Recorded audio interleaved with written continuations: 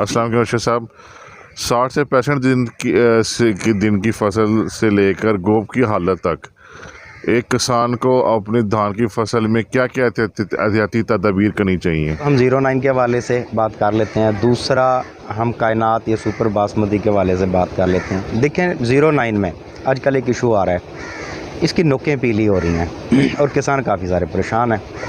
मैंने विज़िट किया है फील्ड में, तो दो चीज़ें मेरे सामने आ रही हैं।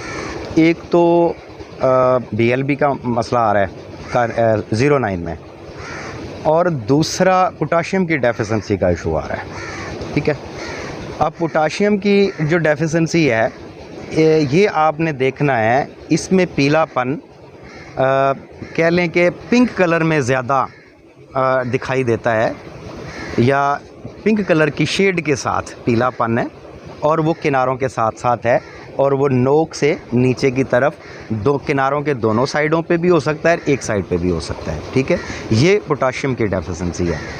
अब जो BLB है, BLB का ऐसा है कि किनारों की तरफ से ये भी पीला होता आ रहा है, और इसमें जब आप कैमरे को जूम करके देखें या खुली आंख से देखें तो दरमियान में भी पीले धब्बे मिक्स से नज़र आ रहे होते हैं, और वो धब्बे आहिस्ता आहिस्ता फैल के इसको पीला कर रहे होते हैं। और दूसरी इसकी बड़ी निशानी ये है कि पीलेपन के पीछे पीछे बर्निंग भी चली आ रही है, और वो लाइट ब्राउन कह लें कि पत्ता जल के लाइट ब्राउन हो जाता है, और जहाँ पे पुराना हो गया जलने के बाद वहाँ पे पत्ते जो अंदर की तरफ फोल्ड हो रहे हैं, और पत्तों को जब हम देखते हैं उनके ऊपर स्याह रंग के धब्बे भी नज़र आते हैं। तो ये डिफरेंस है पोटाशियम की डेफिशिएंसी में और BLB में, और 09 के ऊपर आजकल ये आम नज़र आ रहा है। ठीक है, इसकी मैनेजमेंट बिल्कुल करनी चाहिए। BLB के लिए चूँकि बैक्टीरियल डिजीज़ है, इसमें आप काप्रोक्सीक्लोराइड के साथ कसोगामाइसिन का कॉम्बिनेशन है। अगर ज़्यादा है तो 2 पैकेट करें 250 ग्राम के, और अगर कम है तो सिंगल भी चल जाएगा। ऑक्सीजन कॉपर इस्तेमाल कर सकते हैं, कॉपर हाइड्रो ऑक्साइड, काप्रोक्सीक्लोराइड। इसके अलावा सिन फैमिलीज़ में काफ़ी सारी हैं, टेरामाइसिन, टेट्रामाइसिन, कसोगामाइसिन, जो आसानी के साथ मिल जाए वो करनी चाहिए। अगर पोटाशियम की डेफिशिएंसी नज़र आ रही है तो आपको फौरी तौर पे फोलियर फॉर्म में पोटाश इस्तेमाल करना चाहिए। उसके बाद एप्लीकेशन आप सालूबल भी कर दें, जिसमें 5 से 8 किलो SOP लें। 25 kg वाला वो फौरी हल पजीर है, वो वाला फौरी असर कर जाएगा। सुपर बासमती है, कायनात है, 60 से 65 दिन से लेके गोब की हालत तक। इसमें दो चीज़ें हैं। फ़र्ज़ कर लें कि आपकी फसल की रंगत ज़्यादा गहरी नहीं है, और आप समझते हैं इसे गहरा होना चाहिए, जहाँ कि टेक्निकली मैं ये समझता हूँ कि आप लाइट ग्रीन है तो ये अच्छा परफॉर्म कर रही है, आप इसको इसी तरीके से चलने दें। फिर भी अगर आप फील करते हैं कि नहीं इसे और गहरा होना चाहिए कलर को, तो फिर आप इसमें यूरिया डालने की गलती ना करें। यहाँ पे अगर आप यूरिया डाल देते हैं, पत्ता लपेट सुंडी और इसके अलावा मुड़ के तेला, ये पेस्ट आपको संभालने मुश्किल हो जाएंगे, इसका बहुत ज़्यादा अटैक हो जाएगा। तो आप यूरिया सालूबल फॉर्म में ना लें, आप फोलियर में लेके आएँ, जिसमें तकरीबन 1 किलो यूरिया और इसके साथ माइक्रो न्यूट्रिएंट्स लाजमी शामिल कर लें, जैसा कि कॉम्बीमैक्स ग्रीन सर्कल का, इसमें काफ़ी सारे न्यूट्रिएंट्स हैं, फोलियर फॉर्म है। अगर ये अवेलेबल ना हो तो आप हेडलैंड मल्टी शामिल कर सकते हैं इसके साथ। तो इसकी क्वांटिटी आप 1 किलो यूरिया फ़ी एकड़ के हिसाब से, और इसमें अगर हेडलैंड मल्टी डाल रहे हैं तो 150 ग्राम, और अगर कॉम्बीमैक्स डाल रहे हैं तो 200 से 250 ग्राम ये आप मिला के स्प्रे करवाएं। आपकी फसल का कलर जो है ना वो कदरे बेहतर हो जाएगा, और इसे बढ़ोतरी नहीं होगी, ये सिर्फ इतना सा टच है कि आपकी फसल का जो कलर है वो कदरे बेहतर हो जाएगा, ये बढ़ोतरी वगैरह नहीं करेगा।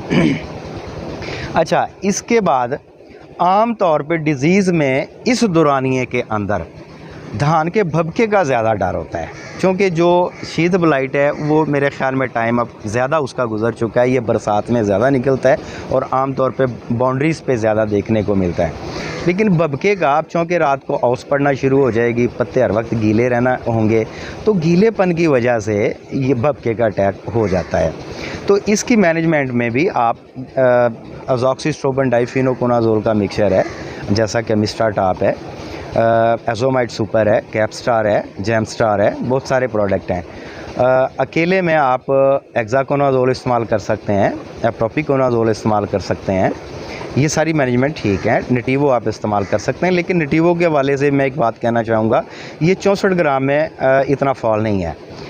इसको आप 90 ग्राम फी एकड़ के हिसाब से इस्तेमाल करते हैं तो एक्सीलेंट रिजल्ट आते हैं। गो कि ये एक नई केमिस्ट्री है और अजॉक्सिस्ट्रोबिन डाइफिनोकोनाजोल का लेटेस्ट वर्जन है। ये दोनों ज़हरें जो ट्राइफ्लॉक्सिस्ट्रोबिन और टिबोकोनाजोल, इसके बावजूद भी इसकी क्वांटिटी कम पड़ रही है, या 90 ग्राम इस्तेमाल करेंगे तो ज़्यादा इफेक्टेबल है। तो धान की में जो बबके का अटैक हो सकता है चूँकि इन दिनों में, तो उसके लिए ये मैनेजमेंट करें। और उसमें भी एहतियाती अगर आप कर रहे हैं, फर्दर अटैक नहीं है, तो मैं ये समझता हूँ बाउंड्रीज़ को कवर कर लें, वो बड़ा बेहतर है, सस्ते में गुजारा हो जाएगा। और दूसरी एप्लीकेशन जो है वो पैनिकल स्टेज पे लेके जाएं, वहाँ पे जो बैक्टीरियल पैनिकल ब्लाइट का इशू होगा, दाने काले वगैरह होना शुरू होंगे, ब्राउन होना शुरू होंगे, तो वो भी साथ ही में इसकी मैनेजमेंट हो जाएगी। और फर्टिलाइज़र के हवाले से अगर स्टेज पे मैं बात करूं, देखें रिप्रोडक्टिव ग्रोथ के लिए ऐसे फर्टिलाइज़र जो पौधे को कदरे हार्ड करें, ठीक है। अगर पौधे यहाँ के आगे थोड़ा हार्ड होके चलेंगे तो ज़्यादा अच्छा परफॉर्म करेंगे, बीमारियों से सेफ़ होंगे, पेस्ट से सेफ़ होंगे।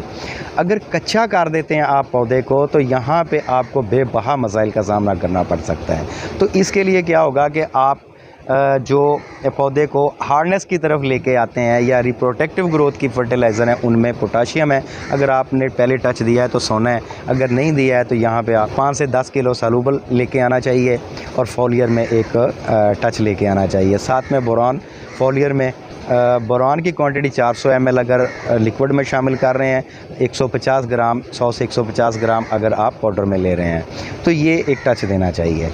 तो इससे काफ़ी हद तक बेहतरी हो जाएगी इंशाल्लाह।